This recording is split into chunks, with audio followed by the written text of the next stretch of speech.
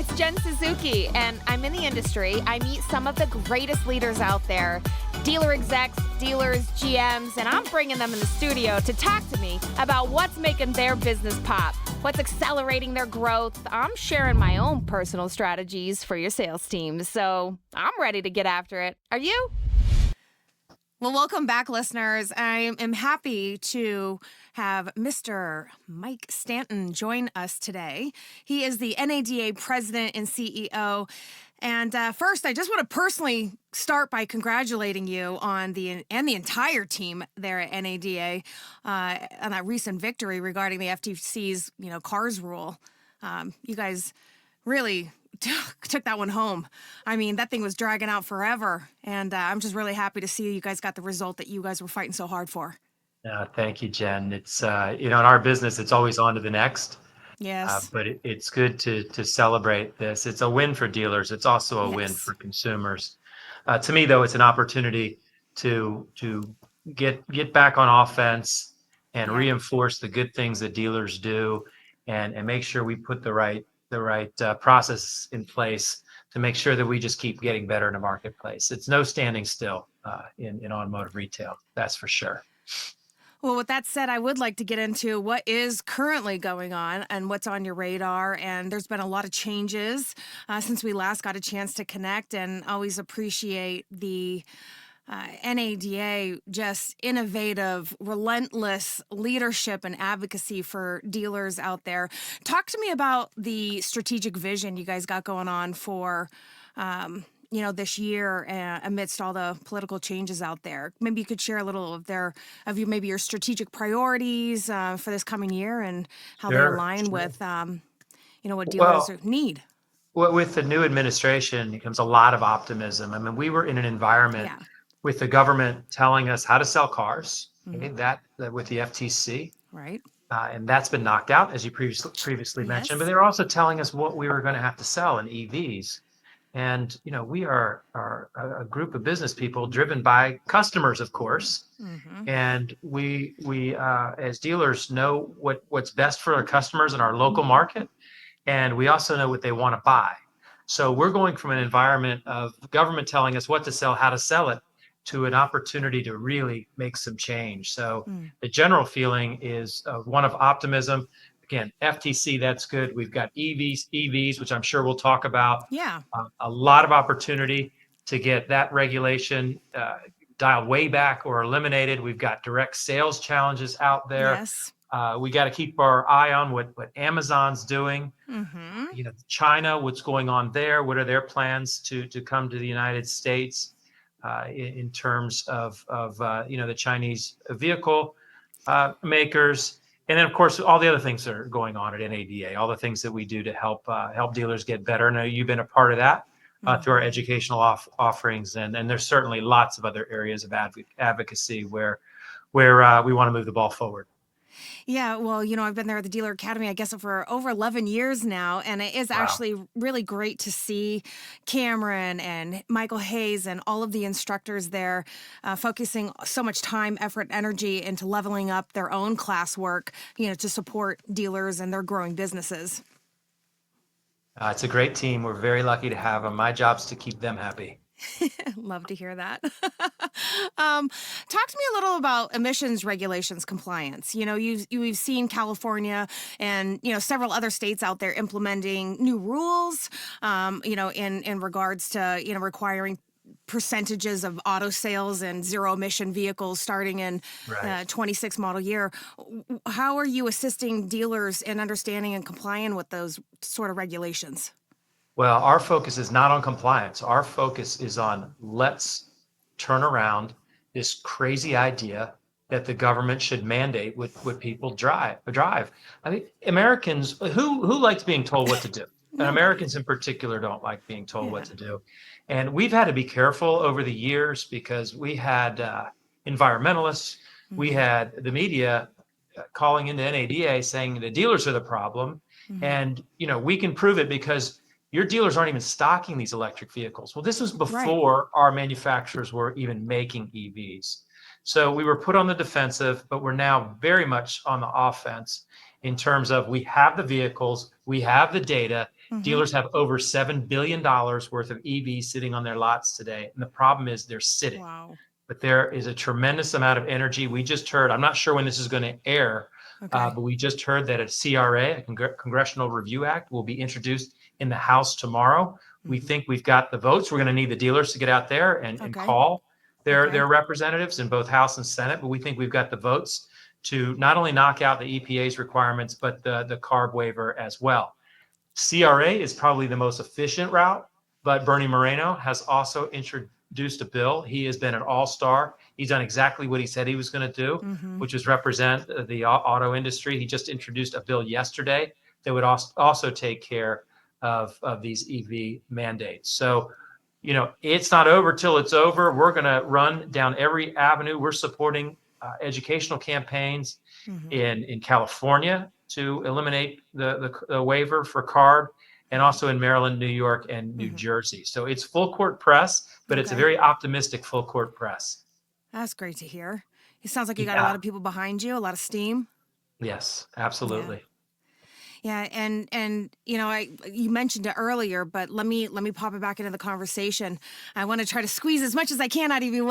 They've got to for the little time that I have. But we've been talking about direct to consumer models for a long time now, and we've I know you've addressed some of these challenges that manufacturers are putting out there and posing in thinking about adopting these direct to consumer models. What strategies you got in place to protect the interests of franchise dealers?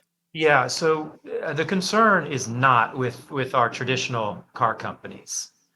Nearly all of them have stated their dealer network as a competitive advantage.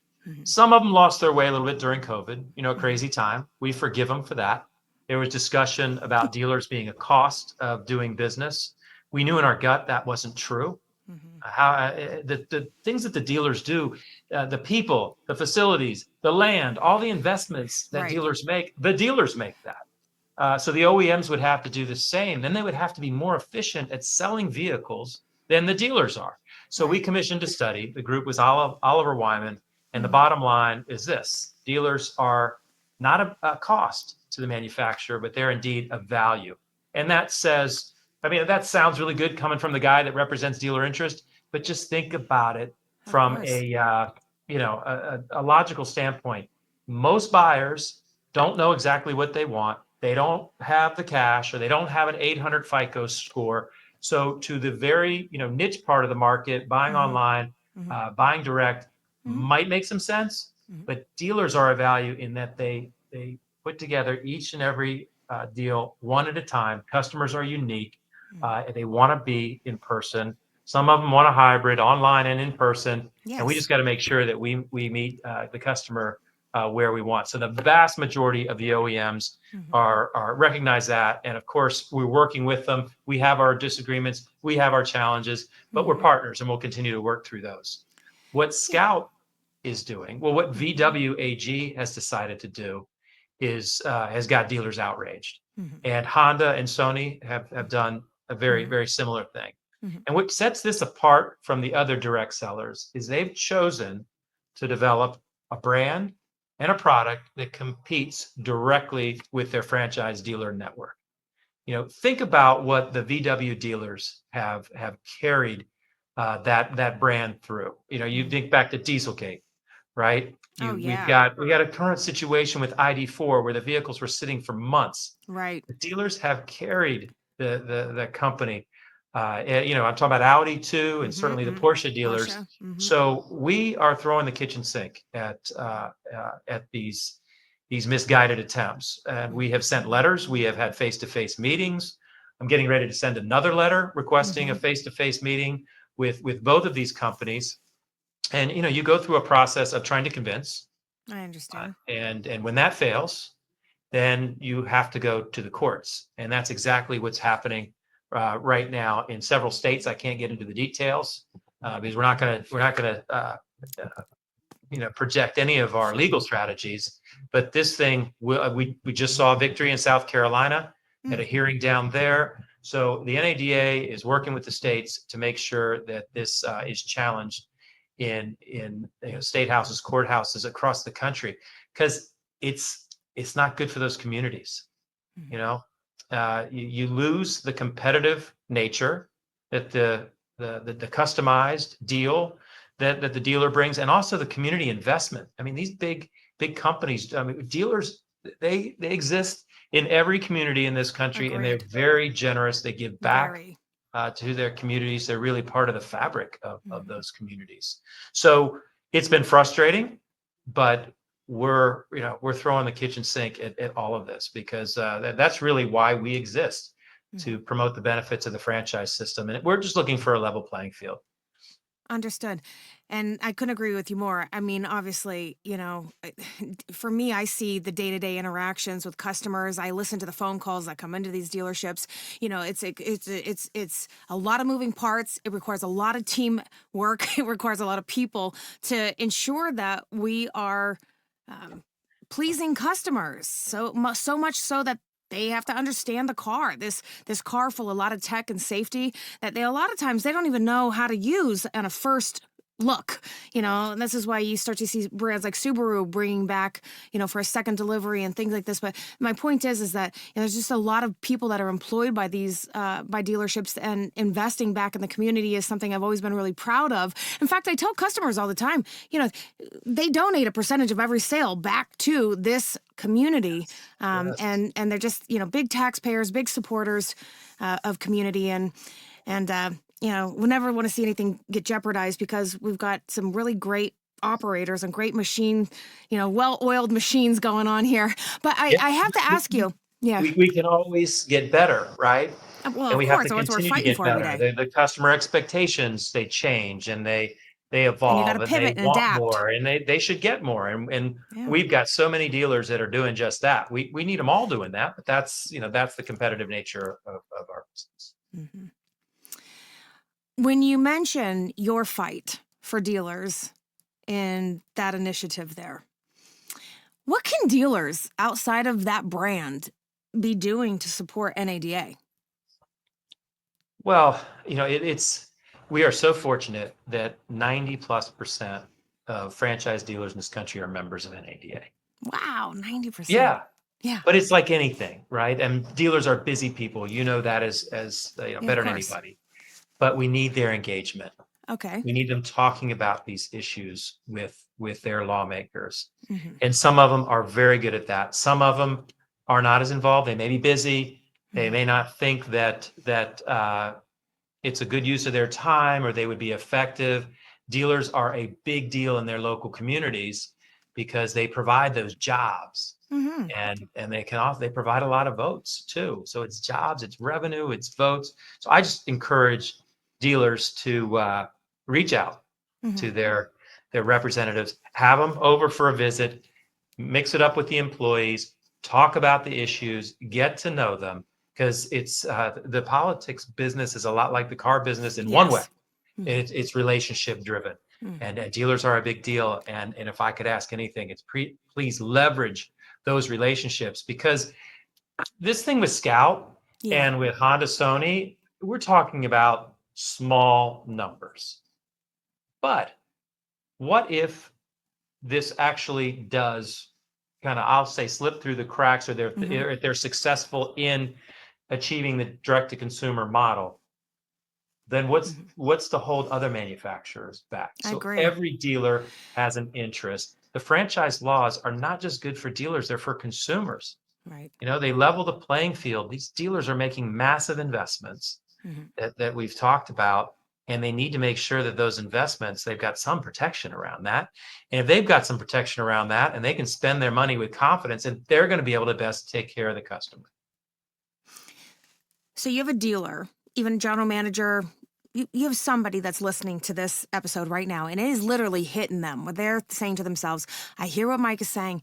We don't have our government officials in our organizations ever, or nearly enough, to engage with our team members, to help them see what this business is about and what we're doing for our community, and really inviting them to be a part of Yes.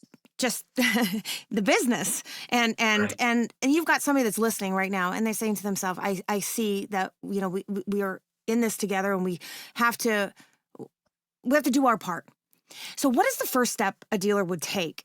You know, who are they reaching out to first? Who would you like them to reach out to? And what have you seen that is that certain government official that tends to be more open to coming down to the dealership and Well, I engaging? think the first thing, if you're lost as a dealer and you don't know where to start, call us. We work for the dealers. They're our customer. That's why we exist. We will help facilitate at least the initial conversation. We'll even come out to support a visit when we can. I mean, we're a trained team of about a dozen lobbyists, but our best lobbyists are our dealers because they're the job providers, the revenue providers. They're the ones that have the relationships. They're the ones that can really get things moving. And Yes. we kind of, our role is more of a support function. We can tee up the issues in a very simple way. But just to get the ball rolling, just tell the story. Tell the story of what's actually happening at the dealerships. We can't expect our politicians to know. I mean, as No. much as people beat up on the politicians, they got a tough job. They're supposed to understand what's going on in all of these different industries, and nobody can tell the story better than the dealer. You know, I thought we were going to sell 50% EVs eventually. Well, let me tell you what's happening at my dealership in South Dakota Exactly. or Arkansas. Those We have numbers one are sitting there for 2 years. yeah, those numbers are make believe. Mm. You know, and so that's the ask is just get involved, get engaged, and because it's a team effort, and there's a lot of optimism, as I've mentioned, a lot of alignment. You know, it was a bit like herding cats a few years ago, even a year ago, but now we've got momentum and we've got That's great. opportunity with this new administration in Yeah. place. I'm happy to hear your excitement about that. Yeah, yeah. Feels good to be on offense, Jen. Oh, I know. I mean, you guys have been fighting hard over there. You can take a breather for maybe like a second, but we'll see. There's We'll always see. something around the corner. So speaking of EVs in that ecosystem, what do you envision, you know, for dealers when it comes to that, to EVs and how the association supports its members during, you know, all of these changes that we continue to see? Yeah, I mean, with EVs, as I mentioned, first it was just let's dispel the myth that dealers didn't want to sell them. Dealers are happy to sell anything to anybody, but you'd rather sell things that people want. Consumers want. So let's just move at the pace of the customer. And the government's got a lot of catching up to do in terms of Okay. infrastructure. And the manufacturers too, they're making great cars, but I was just talking to a customer yesterday who traded her EV in on a hybrid vehicle because she needs 600 miles. 300 just wasn't getting it Gonna cut done it. on a daily basis. She was worried about charging several times a day, every day. Cars are supposed to make your life easier, not more difficult. Wow. So we just got to recalibrate and we've got to listen to the customer. We want to lead. We want to be the best manufacturing, you know, have that happen in this country, and our dealers want to sell leading edge products. We want to make sure that they're affordable, they're what the customer wants. And like I said, we just need a recalibration. I don't even think transition is the right word. I mean, there's all this, we are going to all EV, like we're all marching to one magical place. And our industry It's tough. changes every week, every day. There will be new technologies that you and I haven't thought about. But we've always thought if the focus was on the climate, the focus should be on fleet turnover. And let's get those newer vehicles, brand new vehicles that are cleaning. I mean, not cleaning, they are burning cleaner than they've ever. Get the older ones off the road and let's start Yeah. selling more new cars. And the way you do that is you make them more attractive and more affordable for customers. So this really, the discussion, if it was really about climate, should be about fleet turnover, not a march to one technology. Okay. I like to hear your perspective. Yeah, because, you know, we get all dialed into EV for the last several years, and that's all anybody ever thinks about. For me, you know, I just, that personally would never work for my lifestyle. I live in the cold. I drive a lot into the mountains, and I always thought, well, what about hydro? What's your thoughts on that? Well, I'm not an expert. You're not talking to a scientist. You're talking to a sales guy. I've always thought something like that it made more sense when you think about the Class 8, the big trucks. Right. I mean, talk about a pipe dream. I mean, beyond light duty, how this would work for heavy duty never Mm, made any sense to anybody with a brain. I mean, that just so. I mean, we'll see, Jen. I don't yeah. know, but hydrogen. Who knows what it's going to be? You're talking about Mm-hmm. range extenders now. I mean, Mm-hmm. this is the area where the manufacturers they do what they do, Mm. and unfortunately, we get stuck with we got $7 billion worth of EVs sitting on our lots right now, and they're moving, but they're not moving as quickly as we would like. And what we've been advocating for, because Mm-hmm. we, in talking with our friends on the Hill, Mm-hmm. I don't think this tax credit is going to be around for a long time. And we think we need some kind of a phase out. Like, let's phase this out over the next 6 to maybe 12 months. Mm-hmm. We've been getting some receptivity when it comes to a phased out approach, because to pull plug on that would really put dealers in a tough spot. And as I think your listeners know, but the general public does not, the dealers bought these cars. They're not, just having them sit on the lots at the manufacturer's expense. No, they're They, paying for they've them every they've day. already bought them. Yeah. Right. Yeah. Yeah. Well, in thinking about that manufacturer relationship, obviously you guys are well connected with all the manufacturers and you're always facilitating a stronger partnership between dealers and manufacturers. Yeah. Yes. What do you guys got cooking right now? Well, a lot of what we do, Jen, is done behind the scenes.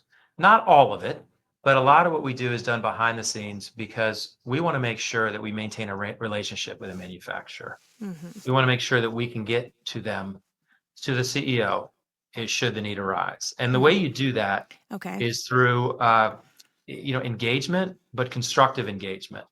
So our primary tool for that is the NADA Dealer Attitude Survey. We get a 60+% response rate on that, and we meet with the manufacturers twice a year. We bring that information into the room. And when I say constructive, it Mm-hmm. means that we will constructively deliver that information. What the dealer is saying, and we've got verbatims too, all of that is conveyed to the manufacturer just in a how do we improve, in a non-combative way. Not to say that the meetings don't sometimes get a little heated. I'm sure they do. We bring our staff with the information and with Mm-hmm. several NADA board members. So we've got the dealers in there with us, and most of the time we're tying in the dealer council as well. I see. So you don't hear a lot about these meetings No. because if you think about it, if you go in and you have a tough meeting with a manufacturer and then you Mm-hmm. broadcast to the automotive news or wherever how tough you were and what you said, what's the likelihood of them bringing you back? And we got to Right. keep going back. Of course. And you don't always succeed the first time, Okay. but you just got to keep letting them know what their dealers think, because they're getting that through an unbiased, I mean, not unbiased, the right word is anonymous. All of the dealer information comes to us anonymously. Things they'll say in that survey to the NADA Mm-hmm. that we can convey anonymously is so important, because for fear of retribution, if and some are very vocal, but some are just they would rather be not challenge their manufacturer directly for obvious reasons. For obvious reasons, yes. Yeah, We need the cars. um, that's right. but okay, can you share some of the things that you put out there that dealers are interested in sharing, that becomes so focused in that sort of a meeting? What are some of the questions? What's some of the information that comes out that needs to be relayed that becomes a hot topic? Well, you will first off, you have a generic part of the survey where you're asking questions about how are the interaction with the people, the manufacturer's people and Mm-hmm. the dealer, or what about the policies? What do you think of the manufacturer's latest policies? And then the value of the franchise. I mean, dealers have made a huge investment in these franchises, and of course, return on investment is something they're all interested in. So the conversations center around big picture, the I value of the see. franchise, the current policies, and then the people. And it's really a snapshot in time, kind of a referendum on the overall relationship. How are we doing today versus 6 months ago, 12 months ago, even 5 years ago? Mm-hmm. And then what happens is we will also make sure we're addressing specific concerns. And I don't want to get into that, Yeah. into too many of those right now, but I mean, the obvious ones, Hyundai dealers Mm, have got concerns about Amazon. That bubbles up through the survey. mhm, Stellantis dealers, mhm, Nissan, Infinity dealers, mhm. big concerns with the Yes. brand right now. Yes. And of course, the VW and Audi dealers, Mhm. they're concerned with the Scout, the potential to go direct, and same with Honda. All that comes up in a very quantitative way, which really helps support what we know to be true. But then to tell some manufacturers, hey, 80% of your dealers are saying this, it's Mm. powerful. In the last year, you've had two of these meetings. What has come up that was just alarming, like you just mentioned, and action was taken? What do you hope to happen, and what have you seen happen from these meetings? So when you say two of these meetings, so we meet with each manufacturer twice. We do a survey in the winter, we do a survey in the summer, Mm-hmm. then you got to crunch the numbers. You go out and you meet with manufacturers.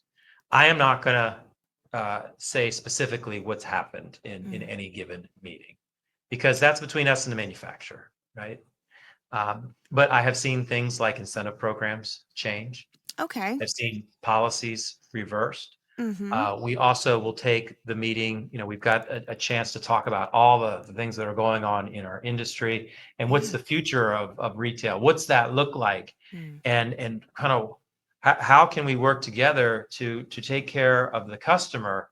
I mean, manufacturer, it's your job to build a great product. It's our job to deliver a great customer experience. But we can't just say you do this and we do that. It's how do we work together to make Mm-hmm. sure that the customer is the focus and that we're not fighting over the scraps. It's let's put the customer first and let's do what each of us does best. And a lot of that's some give and take, Mm. and there's friction. And I think that friction is healthy as long as the goal is to take care of the customer and Sure. not beat each other up in the process. And some manufacturers do that very well, Mm. and they're the ones that unsurprisingly perform the Hmm. best. Well, love that. Okay. I mean, I will, I'll Nice to see a result. Toyota, Lexus, and Subaru have done an outstanding job over Not the years. surprised there. BMW Mm-hmm. recently has risen like a rocket ship through the Mm. ranks. It can be done, and a lot of it is just the communication. Communication, how you work with the council. Are you listening to your dealers? Consideration of dealer input is a big a Yeah. big factor, big question on our survey. Well, good. Thanks for sharing that. Sure. I know we gotta turn the corner. You got a million things to do. You're a busy guy. And just my integration with the academy and this arm of NADA supporting dealers and their continuous learning. Um, you're constantly trying to evolve and you're constantly trying to stay relevant in delivering coursework that really supports dealers and their current Yeah. challenges and how they're evolving. What have you guys been putting together, or what's on the radar for dealers to look forward to?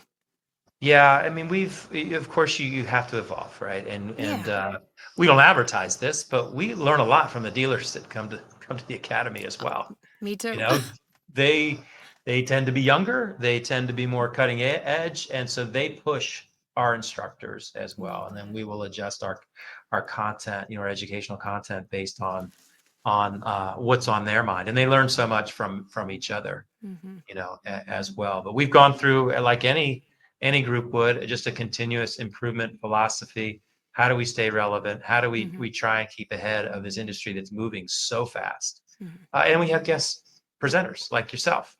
There's a clear recognition that I certainly don't know it all, and neither do our academy instructors. And we need to be humble and continuously listening to the dealers, learning, and then we also survey I have a lot of fun looking at the survey results from students, and we monitor all of that because they're Yeah. they're our customer.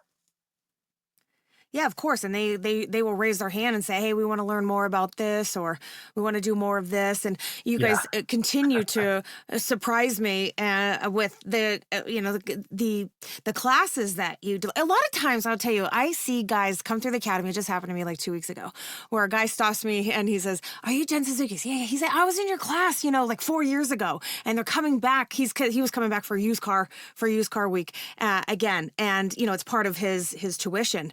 Yep. Which I think that's an open invitation to anybody that's graduated the academy. They can come back, That's right. right? And Yep. they can take courses again. And of course, the coursework evolves, and then structures evolve, and you get something a little bit different each time. You know what he said to me? He goes, "Last time I was here, I was a young guy," and he said, I wasn't really. I was here because the dealer wanted me to learn these things, but I wasn't really dialed into the whole thing." He says, Yeah. "But now that I'm older, I actually see the curriculum from a completely different perspective." And I just really was inspired by that, I like that the door was open. Well, And then, yeah, I mean, I can relate to that. yeah, Yeah, me too. I went to college, and I did just well enough to keep mom and dad off my back, right? Mhm. But I didn't absorb any of that. But it was later when I decided to go back and get my MBA that I was engaged because I was a little wiser, a little more Yeah. mature, and realized that I needed to learn this stuff Mm, to move my career forward. So yeah, the same thing with that student there. It doesn't necessarily all sink in the first time. right. Yeah, and then there's these offshoots too, where they've got power classes where it's not the full academy, but Yeah. they've got very specialized courses. And anyways, I just see you guys adding more and more things to this roster, and doing even remote classwork, and so many more things. But great to see you guys always supporting from every single angle, the dealers, and especially for carving out time for me to just share what you guys are up to. I think it's important for people to stay in the know. And I think a lot of times we get caught in this hamster wheel when business is already incredibly demanding. You've Sure. got a lot of moving parts, a lot of profit centers under one roof, a lot of employees, and it's hard to stay on top of what NADA is doing. It's outstanding. 90% membership of the entire dealer body out there. Well, It you're really says something. the dealers too, they probably don't know. We have a board, an elected board of 65 dealers. That's who I work for. Yeah. Okay. But we are a I didn't dealer-driven know that. organization. Yeah. Yeah. From every state. In the big states, we have a More than one. couple. Yeah. Like California, we have two. Texas, we have two. Pennsylvania, we have two. 65 dealers. Mhm. So this is not just a bunch of staff people. And I looked at it, Jen. We have approximately 50,000 touch points with dealers throughout the year. If you look at the academy, if you look at the 50,000. 20 group, the convention, I'm talking about just the people that visit the booth, Mm. the state and metro association meetings that I go to and some of my colleagues go to. We are in this perpetual loop of dealer Mhm. feedback. And to me, that's why we're good at what we do. Mhm. We don't just think it and do it. We get a lot of dealer input, and it makes us better on just Well, on every aspect of what we do. I think all of us can attest to that with our, in our own roles. It's like if you don't stay in the game and connected with the front line, if you're not connected to the front line, how You're can you irrelevant. continuously, Yeah. exactly, how can you Yeah. evolve? How can you stay relevant? Yes. Mike Yeah. And it Stanton. takes work, but I love it. Yeah. Well, of course. I mean, this is a big industry. Yeah. By chance, do you happen to know any facts on, so a lot of times, you have conventions and somebody said to me the other day, um, that the cement industry is actually bigger than automotive. And I thought to myself, wow, really?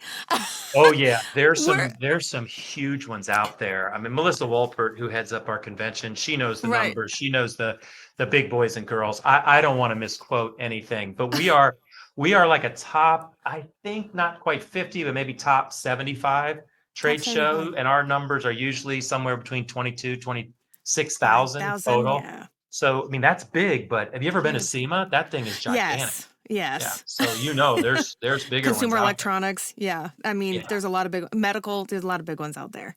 Yeah. Yeah. So I don't Okay. know. I think we're Okay. Yeah. 75-ish on the Uh, list of top shows in the country. okay. I was curious. I know I'm close to right on that. Okay.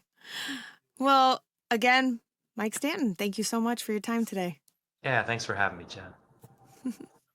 If you like these episodes and my sales game techniques, you should snatch up our latest dealer education program I'm hosting. It's called Jen's Remote Classes, and it's a 1-hour, once-a-week class with me alongside other dealerships all pursuing the same end game to achieve top 10% status in your dealership. For more info, hit me up. All my contact info's in the show notes. I want to hear from you. And follow Dealer Talk with Jen Suzuki right now to get notified when episodes like this one drop. This is Jen on the podcast Dealer Talk with Jen Suzuki. See ya!